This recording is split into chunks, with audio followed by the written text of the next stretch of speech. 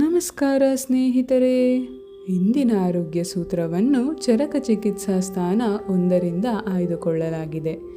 ನಿತ್ಯಂ ಕ್ಷೀರಘೃತಾಶಿನಂ ವಿದ್ಯಾನ್ನರಂ ನಿತ್ಯರಸಾಯನಂ.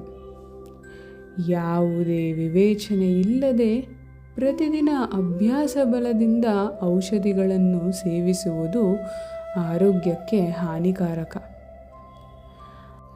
ಆಹಾರವು ಪ್ರತಿದಿನ ಸೇವಿಸುವುದಕ್ಕಾಗಿಯೇ ಇರುವುದು. ಪ್ರತಿದಿನ ಸೇವಿಸಿದಾಗ ಮನಸ್ಸಿಗೆ ಶಕ್ತಿಯನ್ನು ಮತ್ತು ದೇಹಕ್ಕೆ ಬಲವನ್ನು ನೀಡುವಂತಹ ಆಹಾರ ಯಾವುದಾದರೂ ಇದೆಯೇ? ಹೌದು, ಖಂಡಿತ ಇದೆ. ಅದರ ಕಲ್ಪನೆಯೇ ಹಾಲು ಮತ್ತು ತುಪ್ಪದ ವಿವೇಚನಾಪೂರ್ವಕ ಬಳಕೆ. ಹಸಿವಾದಾಗ ಮಾತ್ರ ಇದನ್ನು ಬಳಸೋಣ. ಲಯಬದ್ಧವಾದ ನಿಯಮಿತ ಆಹಾರದ ಸಮಯದಲ್ಲಿ ಸೇವಿಸೋಣ. ಹೊಂದುವಂತಹ ಸರಿಯಾದ ಸಂಯೋಜನೆಗಳಲ್ಲಿ ಮಾತ್ರ ಬಳಸೋಣ.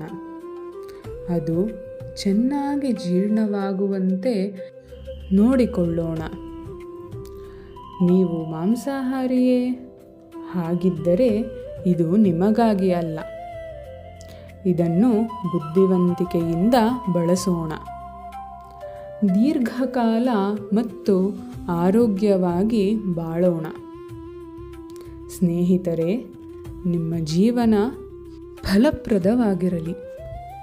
ಈ ಆರೋಗ್ಯದ ಸೂತ್ರ ನಿಮಗಿಷ್ಟವಾದರೆ ದಯವಿಟ್ಟು ಲೈಕ್ ಮಾಡಿ, ಶೇರ್ ಮಾಡಿ ಮತ್ತು ಸಬ್ಸ್ಕ್ರೈಬ್ ಮಾಡಿ. ಆರೋಗ್ಯಕರ ಜೀವನದ ಇಂತಹ ಮತ್ತಷ್ಟು ಮಾಹಿತಿಗಾಗಿ ನಮ್ಮೊಂದಿಗೆ ಜೋಡಿಸಿಕೊಳ್ಳಿ. ಧನ್ಯವಾದಗಳು.